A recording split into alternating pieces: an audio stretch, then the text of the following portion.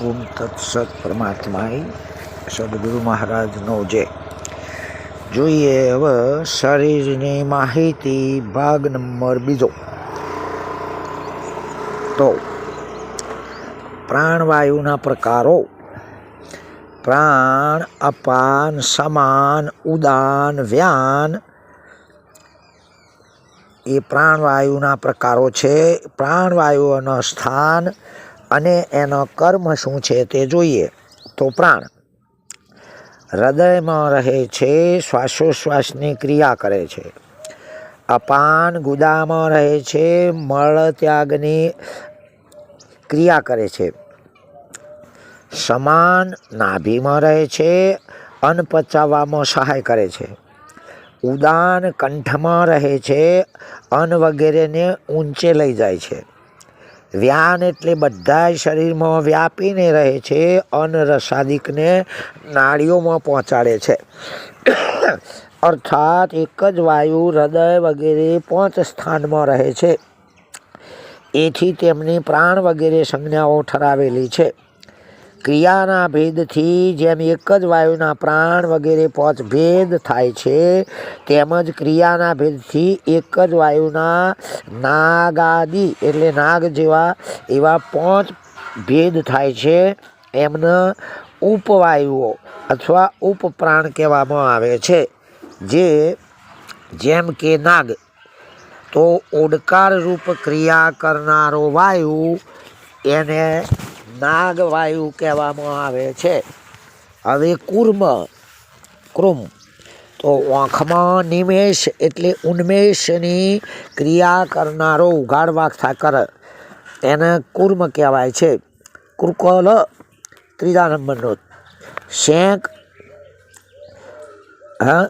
જે છીંક આવે છે એ વાયુ કૃકલ છે. હવે ચોથો દેવદત્ત તો બગાસું ખાના ખવડાવે છે તે વાયુ. ધનંજય તો શરીરને ફૂલાવનારો વાયુ. મરી ગયા પછી પણ એ વાયુ શરીરમાં રહે છે અને શરીરને ફૂલાવે છે, જેને ધનંજય અર્થાત ધનુર્વા. હવે જોઈએ પ્રાણાયામ. તો પ્રાણની આગમન રૂપ વૃત્તિને અટકાવવી તે પ્રાણાયામ અથવા નિરોધ કહેવામાં આવે છે. નિગ્રહ. બીજા નંબરમાં નિઃશ્વાસ અને ઉશ્વાસની ગતિને રોકવાનો જે વ્યાપાર ક્રિયા એ પ્રાણાયામ કહેવાય છે. ત્રીજો રેચક. શ્વાસ બહાર કાઢવો એટલે પૂરક. બહારના વાયુને શરીરની અંદર ખેંચવો એટલે કુંભક. અને પૂરેલા વાયુને રોકી રાખવો એ લક્ષણોવાળા પ્રાણને કબજે રાખવાનો ઉપાય એ પ્રાણાયામ કહેવાય છે. હવે પ્રારબ્ધ કર્મ. તો સંચિત કર્મોમાંથી નીકળીને જે કર્મો આ વર્તમાન શરીરનો આરંભક થાય તેને પ્રારબ્ધ કર્મ કહેવાય છે. બીજા નંબરમાં સુખ દુઃખાદિક પ્રારબ્ધનું કાર્ય છે કે જેના વડે યુગ કે કલ્પ પર્યંત ભોગવવું પડે છે એ પ્રારબ્ધ છે. પ્રારબ્ધ કર્મ એ 3 પ્રકારે હોય છે. ઈચ્છા પ્રારબ્ધ, જેમ જનક વિદેહીનું છેક સુધીનું એમણે રાજ્ય કર્યું એ ઈચ્છા પ્રારબ્ધ. અનિચ્છા પ્રારબ્ધ, જેમ જડ ભરતનું એટલે રહુગણ રાજાની પાલખી ઉપાડી ઈચ્છા ના હોવા છતાં એ અનિચ્છા રૂપી પ્રારબ્ધ કહેવાય છે. પરેચ્છા પ્રારબ્ધ એટલે અર્જુનને પરાણે યુદ્ધ કરાવવું પડ્યું એ પરેચ્છા પ્રારબ્ધ છે. હવે બંધ. તો દશ્ય બંધ સત્ય રૂપે જણાતો હોય તે બંધ છે. જે દ્રશ્ય સંબંધ છે એ બિલકુલ જણાતો હોય સત્ય રૂપે એને બંધ કહેવાય છે. બીજા નંબરમાં અજ્ઞાન અને તેના કાર્યરૂપ જગતની સાથે આત્માનો સંબંધ તે પણ બંધ છે, સંબંધ જ છે આડરૂપ એમ. હવે વર્ણાશ્રમનો ધર્મ કર્મ કરવાનો સંકલ્પ એ પણ બંધ જ છે, સંબંધ. અણિમા વગેરે 8 પ્રકારના ઐશ્વર્યની આશા વડે સિદ્ધ એવો સંકલ્પ તેને પણ બંધ કહેવાય છે. યમ નિયમ વગેરે અષ્ટાંગ યોગનો સંકલ્પ એ પણ બંધ છે. કેવળ મોક્ષની અપેક્ષાથી સંકલ્પ કરવો એ પણ બંધ જ છે. સંકલ્પ માત્રની ઉત્પત્તિ એ પણ બંધ કહેવામાં આવે છે. હવે બાધ એટલે કે એક કાર્ય સહિત અવિદ્યાની નિવૃત્તિ તેને બાધ કહેવાય છે. બીજું અમુક વસ્તુ મિથ્યા છે એવો જે નિશ્ચય તેને પણ બાધ કહેવાય છે. ત્રીજું જે પદાર્થ જણાતો હોય તેને છોડીને એ જ સ્થળે બીજા પદાર્થની કલ્પના કરવી એને પણ બાધ કહેવાય છે. ચોથું અધિષ્ઠાનના વાસ્તવ સ્વરૂપના સાક્ષાત્કારથી કાર્યનો તેના ઉપાદાન કારણરૂપ અજ્ઞાન સહિત જે નાશ તેને પણ બાધ કહેવાય છે. જેમ શિપોલીમાં રૂપું અધિષ્ઠાનનો સાક્ષાત્કાર થવાથી રજતરૂપી કાર્યનો એના ઉપાદાન કારણ અજ્ઞાન સહિત જે રૂપાનો નાશ થવો જે નાશ થાય અર્થાત આ રૂપું છે એ બુદ્ધિની નિવૃત્તિ થાય એનું નામ બાધ કહેવાય છે.